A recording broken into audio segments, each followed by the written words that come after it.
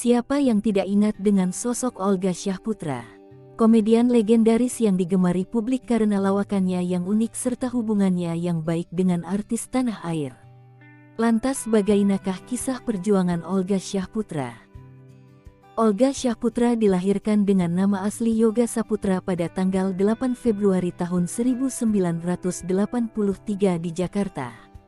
Olga adalah anak pertama dari 7 bersaudara pasangan Nur Rahman dan Nur Syida. Adiknya, Billy Syahputra yang saat ini sedang dikabarkan mempunyai anak, yang kemudian mengikuti jejak sang kakak. Dia berasal dari keluarga kehidupan ekonomi sangat jauh dari kata kecukupan. Saat remaja, Olga gemar mendatangi lokasi syuting hanya sekadar mengumpulkan tanda tangan dan foto artis idolanya. Teman sepermainan semasa SMP, Boyan Febrian tidak menyangka kalau Olga telah tiada. Sewaktu SMP, Olga dan Boyan menempuh pendidikan di SMP Darul Mukminin, Jatinegara, Jakarta. Meski Boyan 2 tingkat lebih senior, namun Olga sangat mudah dalam bergaul. Olga sewaktu SMP kerap diejek karena senang bermain dengan teman wanita. Kendati begitu, Olga tidak pernah marah dan malah membalas ejekan tersebut kepada teman yang mengejeknya. Siapa yang mengira, Olga yang kelakuan dan tampang boleh kemayu ternyata pernah mengecap pendidikan di STM Sekolah Teknik Mesin Tubun yang kini berganti nama jadi SMK Kemala Bayangkari 1, beralamat di Jalan Raya Bekasi Timur, Cipinang, Jakarta Timur, yang tentu saja mayoritas bermurid cowok dan dikabarkan sekolah tersebut terkenal dengan tawuran.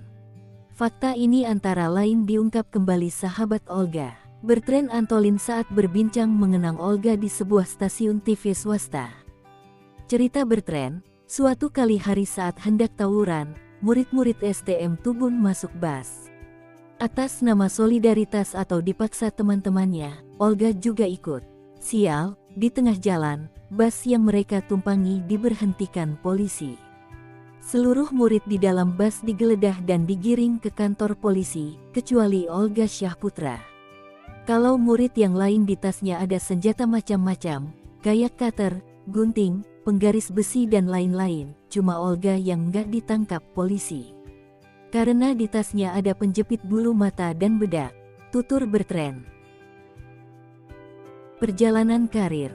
Berangkat dari ketidakmampuan ekonomi tersebut, Olga Syahputra berusaha keras untuk mengangkat derajat keluarganya. Syuting pagi hingga malam rela dilakoni mendiang untuk dapat membahagiakan orang tua serta adik-adiknya. Keberuntungan menghampiri saat dirinya ditawari bermain di Lenong Bocah. Sayangnya pria berdarah Jawa Minang ini diharuskan ikut latihan terlebih dahulu di Sanggar Ananda pimpinan Aditya Gumai. Karena tak punya uang, Olga terpaksa menjual kulkas demi membayar kursus di Sanggar Ananda. Sahabat Olga, Bertrand Antolin yang kemudian memberikan bantuan dengan membelikan Olga kulkas baru. Selama aktif di Sanggar Ananda, Olga juga sering ikut syuting meski hanya sebagai peran figuran. Dia juga sempat menjadi asisten penyanyi Rita Sugiarto. Rita memandang Olga sebagai sosok yang tekun, rajin, dan mau membantu kesulitan orang lain tanpa pamrih. Perjuangan Olga pun berbuah manis. Setelah sempat berperan di sinetron Kawin Gantung dan Si Yoyo, Olga pun menjadi pembawa acara ngidam di SCTV. Selain itu, Olga juga bermain di acara komedi Jangan Cium Gue dan disusul Extravaganza ABG tahun 2005 dan namanya mulai dikenal. Kemudian Olga bergabung di acara Ceriwis di Trans TV. Setelah tidak lagi menjadi presenter acara Ceriwis, Olga membawakan acara online di Trans TV. Pada tahun 2008, nama Olga semakin melambung di jagat hiburan tanah air.